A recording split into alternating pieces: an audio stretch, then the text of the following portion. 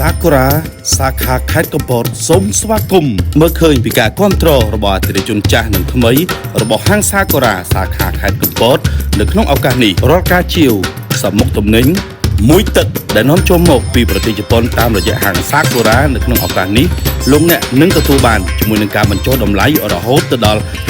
50% សពមុខទំនិញដែលនាំចូលមកពីប្រទេសជប៉ុនតាមរយៈហាង Sakura រួមមានសម្លៀកបំពាក់ស្បែកជើងមួកកាបូបវ៉ែនតានាឡិកាដៃគ្រឿងសង្ហារឹមតុទូសម្ភារៈប្រើប្រាស់នៅក្នុងកសិដ្ឋានការដ្ឋានសំណង់និងឧបករណ៍តន្ត្រីជាច្រើនប្រភេទមិនត្រឹមតែប៉ុណ្ណោះក៏បានផ្ដល់ជូនជាមួយនឹងសម្ភារៈប្រើប្រាស់នៅក្នុងផ្ទះបាយសម្រាប់ស្ត្រីមេផ្ទះបែបទាន់សម័យប្រញាប់ឡើងមានការបញ្ចុះតម្លៃ 50% ប្រញាប់ឡើងឱកាសដ៏ល្អនេះដល់ជូនរយៈពេល5ថ្ងៃចាប់ពីថ្ងៃទី27ខែមិថុនានេះរហូតដល់ថ្ងៃទី1ខែកក្កដាឆ្នាំ2025បញ្ជាក់ការបញ្ចុះតម្លៃ 50% មានរយៈពេល5ថ្ងៃ Sakura ផ្ដល់ទាំងគុណភាពផ្ដល់ទាំងទំនុកចិត្ត